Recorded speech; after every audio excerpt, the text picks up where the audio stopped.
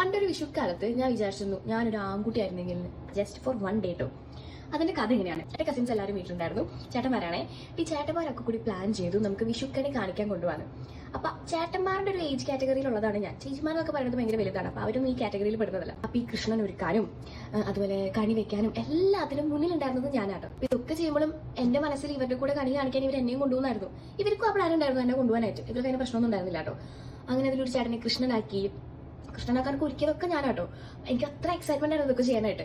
അതെല്ലാം ചെയ്ത് കഴിഞ്ഞ് ഇങ്ങനെ കണി കാണിക്കാൻ കൊണ്ടുപോകണ നേരെ രാത്രിയായിപ്പോ ചേട്ടന്മാര് പോകാൻ നിൽക്കുക. അപ്പൊ ഞാനും റെഡിയായി നിൽക്കാട്ടോ.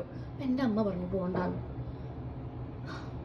ഞാനപ്പോ ഭയങ്കര കലാപൊക്കെ ഉണ്ടാക്കി. പക്ഷെ ഒരു നിലയ്ക്ക് സമ്മതിച്ചില്ല. ചേട്ടന്മാരൊക്കെ ആയിരുന്നു എന്നെ കൊണ്ടുപോകാൻ. പക്ഷെ എന്റെ അമ്മ എന്നെ വിട്ടില്ല. അമ്മ മാത്രമല്ല അച്ഛനും ആരും വിട്ടില്ല. വീട്ടുകാരും വിട്ടില്ല. അമ്മോട് ഞാൻ ചോദിച്ചു എന്തെന്നെ വിടാത്തത്. അപ്പൊ അമ്മ പറഞ്ഞ റീസൺ ഇതാണ്, ഞാനൊരു പെൺകുട്ടിയാണോ എന്നെ വിടാത്തത്. ഈ സമയത്ത് രാത്രി പെൺകുട്ടികൾ പോകുന്നത് സേഫ് അല്ല, പോണ്ട എന്നൊക്കെ പറഞ്ഞ് അങ്ങനെയൊന്നും ആരും പോവില്ല ഈ നേരത്ത്, വീട്ടിലിരുന്നാൽ മതി എന്നൊക്കെ പറഞ്ഞ് എന്നെ കുറെ കൺവിൻസ് ചെയ്ത് ഓക്കെ. വീട്ടുകാർ വിടാണ്ട് എനിക്ക് പോകാൻ പറ്റില്ലല്ലോ. അപ്പൊ ഞാൻ പോയില്ല. പക്ഷെ അന്ന് ഞാൻ വിചാരിച്ചു ഞാൻ ഒരു ആൺകുട്ടിയായിരുന്നെങ്കിൽ എനിക്ക് എന്റെ ചേട്ടന്മാരെ കൂടെ പോകാറുണ്ടല്ലോ എന്ന്. പക്ഷെ അത് അന്നത്തെ കാലമായോണ്ടാണ് കേട്ടോ.